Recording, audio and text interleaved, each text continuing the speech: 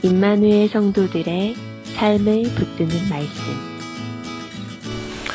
안녕하세요. 임마누엘 성도 여러분. 오늘도 주의 은혜 안에 늘 평안하시기를 주님께 간구합니다. 오늘은 신명기 11장 22절에서 32절 말씀을 나누고자 합니다. 자신의 현재의 선택과 행동의 결과들이 어떻게 될지를 전혀 생각하지 않고 지금 당장 눈앞에 보이는 유익과 감정을 따라서 행동하는 사람은 어리석고 미성숙한 사람이겠죠.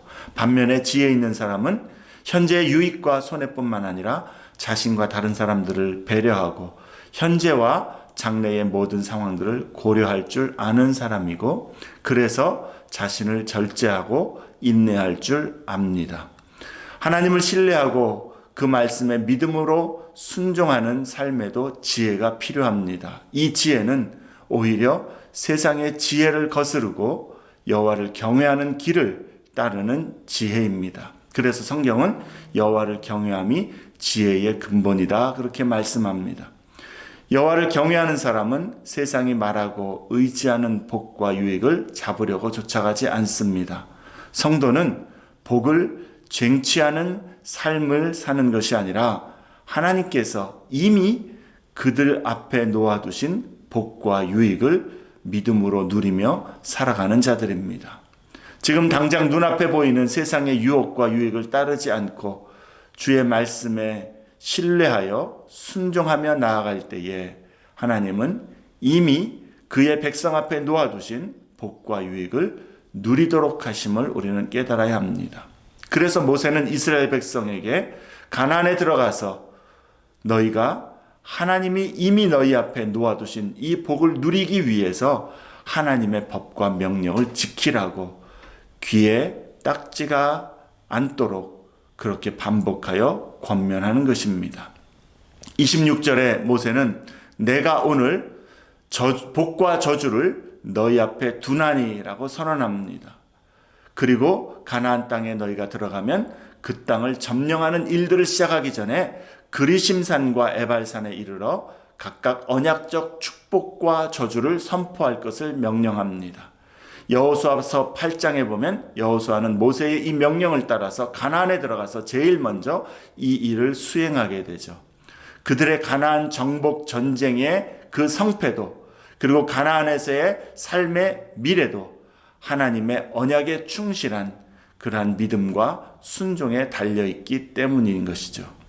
하나님께서 주시는 언약적 축복은 어떤 것일까요? 신명기 31장에서 모세는 여호와께서 항상 내 앞에서 가시며 너와 함께 하시고 너를 떠나지도 않고 버리지도 아니하실 것이다 말씀합니다. 이것이 하나님의 백성이 이미 은혜 안에서 누리는 복입니다. 우리가 믿음과 순종으로 하나님과 신실하게 동행하게 되면 하나님의 이 언약적인 복 안에서 우리는 생활하게 되는 것이죠. 그렇게 하나님이 앞서가시고 함께 하시기에 오늘 본문 23절에 보면 너희가 너희보다 강대한 나라들을 차지하게 할 것이다 말씀합니다. 또 25절에는 너희가 밟는 모든 땅 사람들에게 너희를 두려워하고 무서워하게 하시리니 너희를 능히 당할 사람이 없으리라 말씀합니다. 분명 우리가 절대로 감당할 수 없는 우리보다도 훨씬 강한 그러한 도전과 시험도 하나님이 앞서가시고 함께 하시기 때문에 이기게 하시는 것입니다.